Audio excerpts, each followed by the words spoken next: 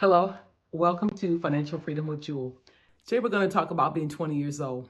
If I could go back and I could talk to my 20-year-old self, there are three things that I would tell myself. Because as a 20-year-old, you think you're invincible. You think that I'm always going to be young. You guys, I can tell you that's not always going to be the case. But the number one thing that I would tell myself is do not get into credit card debt. When you get into credit card debt, you understand that you're doing instant gratification, but you're going to pay long-term consequences. I'll give you an example. For me, I went out. At that time, it was like, going out to college, they offer you all these cards. Of course, I took a Lazarus card. You never get a store credit card. That's just not the way to build your credit. I got a store credit card. Within about 5 or 6 years, my husband and I decided I want to buy a house. Well, guess what happened? I had put $100 on that credit card, and I thought, oh, who cares? Who cares? I'm going to get this coat. I like this leather coat. I didn't consider paying it back. Very bad choice. Okay. I went to go buy a house. Do you know what happened? Yes. The Lazarus credit card came back up. They said, you spent $100 back in 1990 and you haven't paid on this credit card.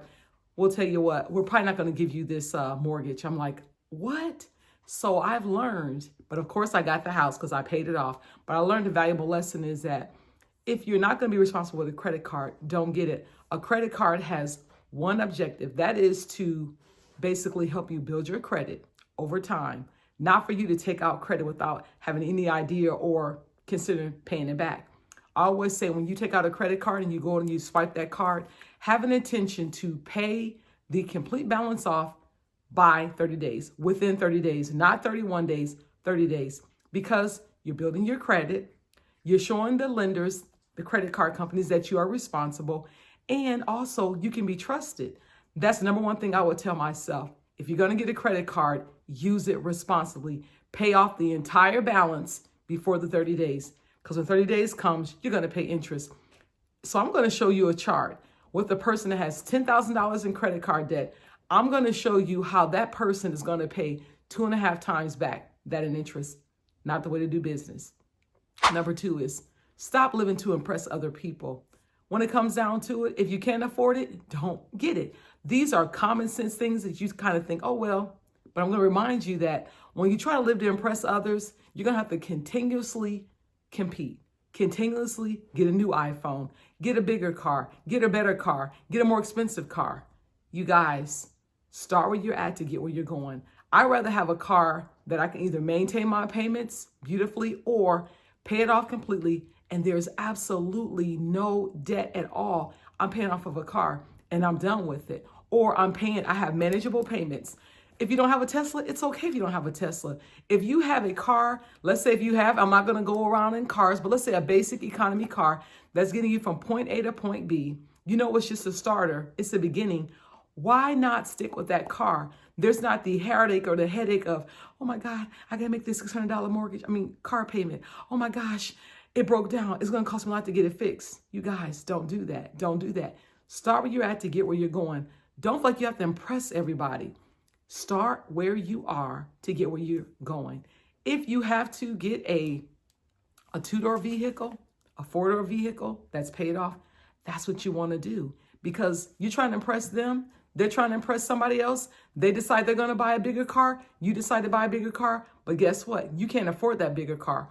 Or let's say you want to buy a luxury car. But that luxury car, you guys, I've had them. When you go to get an oil change on those cars, it's not $25 or $30. Those are $100 to $150.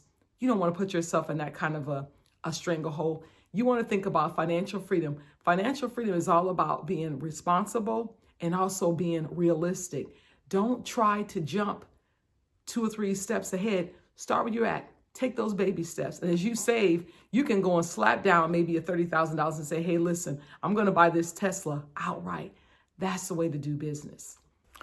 Number 3, have a budget. You may think a budget is archaic. No, it's not. When you don't know what you're bringing in and you don't know what you're spending, you're going to overspend. You can go to apps. Now we have the 21st century have apps and all kinds of things. You can go to Mint. You can use WNAB, YNAB. Those actually help you keep track of your spending. Better yet, take a pencil and paper out. Look, you guys, look at this, pencil and paper. You can do a budget. It's called expenses and your income. What is your income? What are you bringing in?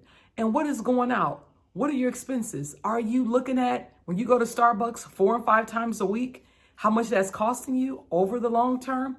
When you know exactly what you're spending and where your money is going, you know how to pull in the reins and you know how to make adjustments. That's what you have to do. So number one, we're going to review it. Number one, do not, I repeat, do not take out a credit card without any intention on paying it off at the end of every single month before the 30 days when interest strikes. Number two, stop trying to keep up with the Joneses. You guys, if you cannot afford, let's say a Tesla, if you can afford a car that's within your means, stick with that car. Even I'll be dealing with purses and things like that. Don't be so superficial. Start where you're at to get where you're going. I'd rather have, like I told you, a card that's dependable and I can manage my payments than trying to reach for the stars and trying to compete with people that I can't compete with and I'm stuck and I'm struggling. Don't do that. And number three is know what you're spending. Have a budget. That budget's going to guide and steer you, and it's going to teach you, okay, then if I'm bringing in $4,000, my expenses are $4,500, where am I bleeding at? What am I doing that I shouldn't be doing? What can I pull back on? I help many people, and I notice when I look at their budgets, I'm looking at, you know what, you're going to Starbucks 5 times a week. Do you have to go to Starbucks? I have a better idea. If you like the cappuccino, frappuccino, invest in a machine. Machines now are like $100. So what you're putting in Starbucks within a 2-week period, you can get your own machine, make your own Starbucks at home. You can do it. I mean, it's going to save you money over the long term. Also, do you have to have that expensive purse? I mean, come on. It's just making reasonable spending habits, sticking with them, and understanding the long-term goal is financial freedom. Financial freedom is not having all these wonderful, beautiful things and you're struggling to pay those off. That's not financial freedom. Financial freedom is sticking within your means, understanding your budget, paying off your credit cards within the 30-day period, and also being free to enjoy things that you like to do. But when you're hung up in credit cards, you're hung up in keeping with the Joneses, you're not keeping track of your expenses, you're only hurting yourself. So once again, if you're 20 years old, my advice is to be wise. Spend your money, save your money wisely. Look, I'm just a voice. You have to make that choice. I'll see you in the next video. Bye-bye.